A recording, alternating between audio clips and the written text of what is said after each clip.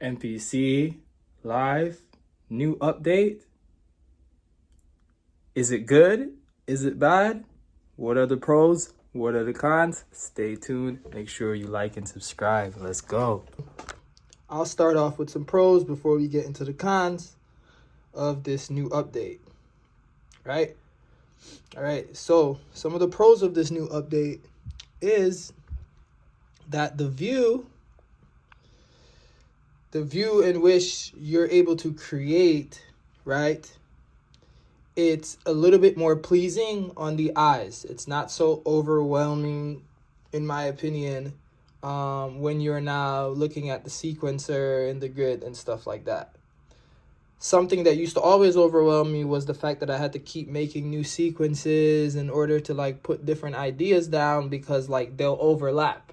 The thing on the MPC is that if you play one thing from the same sample and another thing on another track in the same sequence, it alters the first track that you do by you playing the second track with it together, right? So people make new sequences.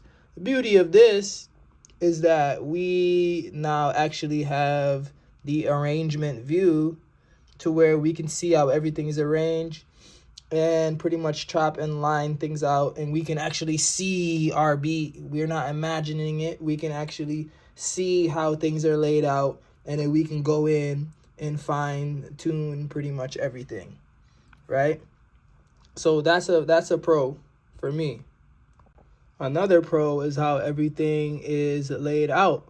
It's pretty much laid out a little bit more easier to navigate than it was once before. At least mine was once before, right? You have learned MIDI, things like that weren't normally in this area. Everything is pretty much at your fingertips to get to, right? These are simple things that make a lot of difference when you are producing. It makes such a big difference when you have things gridded in a certain way. Of course, you can edit and change things and have them in specific areas, you know what I'm saying, to help you control things better based on what you're doing. But that's just, that's a preference thing.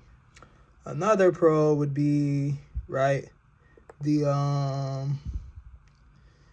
mixer, right? How it's laid out, like being able to bring up and down the volume or your sends, pretty much how it's laid out like this, and being able to pretty much move everything, right, properly, right? And you could set these to move all the other ones, coincide to each other. You could pretty much customize this whole thing, right? But this is really good, helps with workflow, especially someone like me that really values using a mixer or something to control all these things, be able to see all the tracks, turn up and down the volumes to my liking on the fly.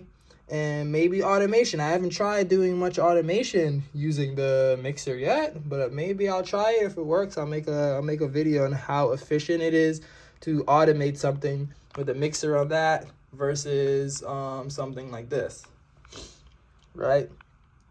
So that's another pro. So I'm not gonna spend too much time overly glorifying all the pros. I'm not getting paid to make these videos. None of them are sponsors. If you would like to sponsor the boy, you can hit me up. You already know. But so some of the cons, well, the main con for me is that when I opened the MPC after doing the update for the first time, I would go into some of my tracks and I have some things that are under MIDI, meaning like, I have like, I'll chop a sample. I have the sample playing. I have the sample pretty much playing with parts that are chopped up, sliced up, maybe like an 8-bar, 16. Got it rocking, and I'm like, all right, cool. It's time to change everything up, or it's time to add a little extra flavor. So let me get one or two things from that sample. Boom, and I added this extra layer on there and all this stuff. But when I went to add those extra layers on there, right, that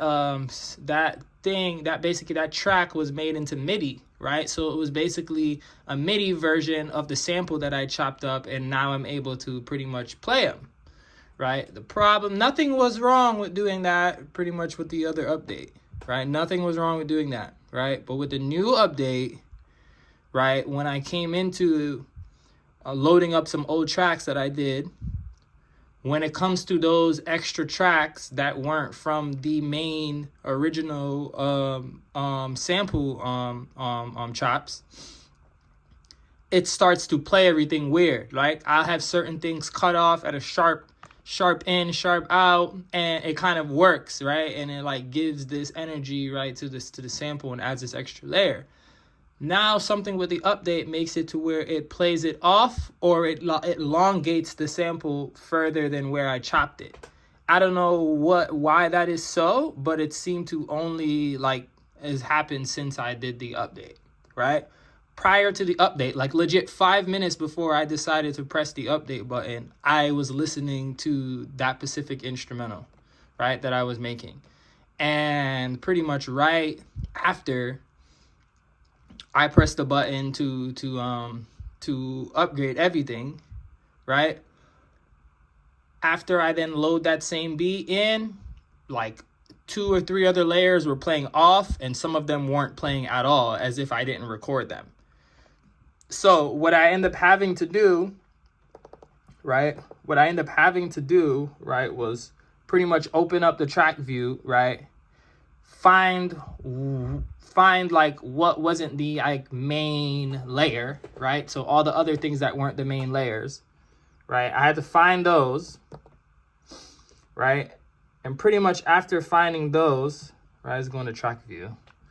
So pretty much after finding those, like I would see all these different tracks, right? Like meaning track 4, track 3, track 2, and stuff like that. These would like show like they're playing, but they will be muted, but like they're not muted, right? They're somehow like under like a MIDI situation, right? And the others aren't for some reason. So I had to go in specifically, right, to the tracks individually, and I had to bounce them to an audio, right? They might be like, oh, that's cool. You should bounce it to audio anyway, because then, you know, you're going to send out the stems and everything. That's cool and all. The problem is that now when bouncing it out to audio, it has the extra tail of the specific sounds and the specific hits that I did in sequence, you know what I'm saying, with what I was playing with the chopping of the samples. All of a sudden, it starts to elongate parts that weren't necessarily, like, didn't actually exist within the actual sample. And this is really a nice beat that I made. I have this on my channel already, and, like, people like the version of the original of it now. But now with the new update, it kind of moved around some things. So I could say the main con that I have is that a few things are moved around. I'm sure they'll eventually find out. I'm sure I wasn't the only one, and they'll be able to fix it. I see a lot of other people having problems with things loading very much, like more slow, and the screen freezing and things like that. I would say when I first did the update, like the first night or so, it felt like my MPC was like really, really slow. Like it was moving very, very slow, like to load everything individually. I don't know if it's because it was processing everything.